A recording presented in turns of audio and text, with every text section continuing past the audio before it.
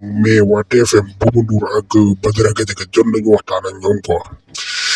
ndax vraiment li ñuy def nekkatul journalisme quoi émission bi moom war nañ ci wax bu baax a baax ñu changer ni ñu koy doxee déglu leen bu baax a baax a baax lan la Ousmane Noreyni wax ci Azer ak vendredi bële passé ni mu bëggoon demee foofu noonu gars yi xam nga vraiment bañ mu toog ci plateau bi ca pendant ce temps ñi ngi bàyyi Badara Gadiaga di wax ci dossier bi lu ko leerul ba pare ñoom jox ñu waa Azer ñu am droit de réponse déglu leen bu baax a baax vraiment ñi jot nañu wax ak ñoom daal. bu ñuy wax débat dafa supposer deux choses le débat dafa supposer déjà respect donc respect de la personne humaine bi nga am en face de toi mais aussi respect de ses points de vue. mais suñu gisee li nga xam ne moo am vendredi dernier et mu nekk lu nga xam ne ñëpp a naqarlu ku xam Amadou Ba dina xam ne c'est un homme très courtois nit la boo xam ne il a même du mal à regarder les gens dans les yeux. mu nekk ku ñu xam aussi mu nekkoon France jóge fa moom tamit ñëw moom mooy suñu grand en termes de ñibbisi quoi. donc c'est un homme très respectueux le voir dans certaines conditions ñun ñëpp la affecté maintenant dans le débat public dafa am ay droits am ay devoirs am ay redevabilité la redevabilité mooy su ne rek nekkee da nga wax li nga xam ne dafa wuññi sutura kenn wala mu xotti worwaam bu la kooku wooluwee nga mën a dem indi ay leeral ci li nga wax moom dafa tuumaal le président Ousmane Sonko je suppose que loolu moo tax ñu woo ko na dem wuyu ji su demee mu wax exactement li mu waxoon ci télé bi ndax da koy firndeel ci kanam enquêteurs yi c'est ça en fait la redevabilité dans le débat public et c'est ça la responsabilité ñi ñu fi woo ñëpp dañ leen woo parce que dafa am ay déclarations yi nga xam ne dëppoowul ak les codes de déontologie dans l'exercice de droit de la presse wala droit d'expression ba pare aussi dafa nekk ay attaques yi nga xam ne ça porte atteinte à l'honorabilité d'un individu wala d'une personne donc loolu moo tax ñu woo leen et du coup nañu xool nu waneen di mujjee gi gëtëm woolu ko moo gën a gis nga dëkk noonu lay doxee parfois sax ñu woolu la sax denc la quelque part pour sauvegarder l'équilibre loolu dafay am moom li mu wax c'est d'une extrême gravité boo demee ba kilifa bu toll ne président Ousmane Sonko nga naan ko ay su doon États-Unis dootoo wéet ak sa doom bu jigéen donc yow yaa ngi koy jiñ indirectement viol bi nga xam ne kenn atteew ko lool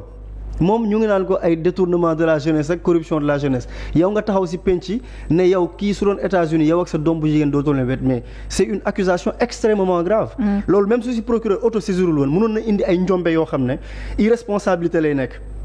loolu moo tax ñun comme suñu kilifa la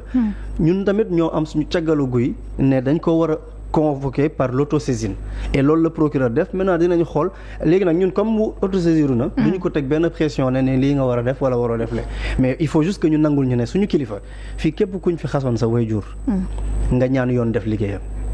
nu seen ni waajur yi mën a nekkee kilifa noonu la si suñu parti Ousmane Sonko nekkee suñu kilifa aussi loolu il faut que nit ñi comprendre comment alors fait critique de discours si ñaar la c'est sur le fond et sur la forme est-ce que li Amadou Ba wax sur le fond c'est la vérité ou pas foofu lañ koy apprécier su nekkee par exemple sur l'histoire du BFM est-ce que Badara Gadiaga am na BFM loolu c'est sur le fond c'est vrai kenn mënul weddi Amadou Ba parce que Cour des comptes moo ne ko amoo BFM su nekkee sur le jugement en soi li Amadou Ba wax moom mooy dëgg corruption de la jeunesse wala corruption à la jeunesse xaw ma nu ñu ko woowee sax mais li Amadou Ba wax loolu moom moo nekkoon ci jugement bi interprétation yi ci am derrière yëpp c'est de la mauvaise foi donc en fait sooy critiquer discours ci ñaari yooyu kase est-ce que sur la forme Amadou Ba dafa waroon wax nànk et cetera bi Amadou Ba demee ci koor gi jàkkaarloo jël posture bu responsable di leen déglu dañ ko saaga donc moom tamit suy demaat foofu dina préparer en conséquence xam ne ay saagakat la fa nar a mais xaaruñu loolu ci moom. non c'est-à-dire il se défend avec les armes xam nga parfois aussi loolu piège la boo xam ne dañuy ci bëgg confiner mooy non faut pas ngeen di wàcc à leur niveau et cetera non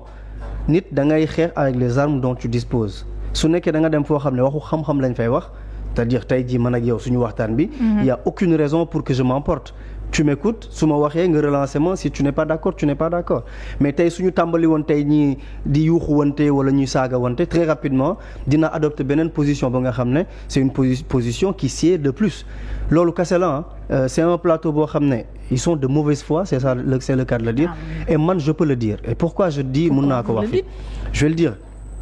il y a 2 vendredis bi passé bi nekk ci ginnaaw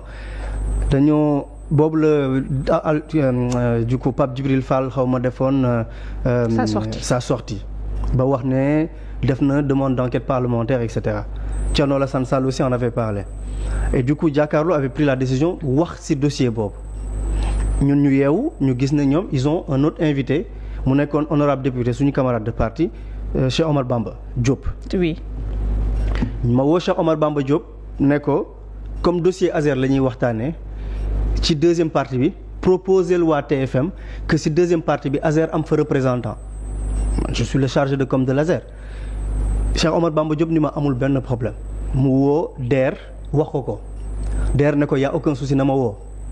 wala DER ne ko na ma woo rek en tout cas ma woo DER ba sonn jotuma ko ma woo Jean-Michel ne ko woowal Bouba Ndour nga ne ko ni ñuy doxalee mënul nekk Bouba Ndour ne Jean-Michel naa ko woo man je l'ai appelé plus de 10 fois il ne m'a pas pris je lui ai laissé un message ko ma ne ko Bouba Ndour man la Ousmane Noureyni je t'appelle de la part de Jean-Michel jëluma te pourtant mënoo di wax ci dossier ba nga xam ne ñun la concerné c'est nous qui travaillons sur ce dossier depuis pas deux nga mën a dem ne man duma leen invité loolu c'est irresponsable te lu muy wane mooy ñoom dañoo bëggoon jël dossier bi jox ko Badara Gadiaga comme il est en mission commandée et nous on a les preuves pour mu ñëw wax lu ko neex ci dossier bi. da ngeen ci am preuve. mais bu baax on a des preuves dëkk bi fii dara mënu fi dox te ñun xamuñu lu mu demee. muy Badara Gadiaga di Pape Djibril Fall di Thierno Alassane Sall ñoom ñëpp ci mission commandée lañ nekk ñoom ñëpp ci mission commandée Seydou Kane lañ nekk nous en avons les preuves. te bés bu wax ko jotee dinañ taxaw wan leen les preuves. ne ñoom ñëpp dafa am ku nekk seen ginnaaw. di leen jox ay mission ñu ko koy doxal et bañ waa TFM bañ ma demoon fa wax leen ko ci seen kanam moo tax jour boobu nangu ñu ma woon invité mais bis dina ñëw ma dem toog jàkkaarloo ñoom je leur dirai les yeux dans les yeux. puisque ñoom dañu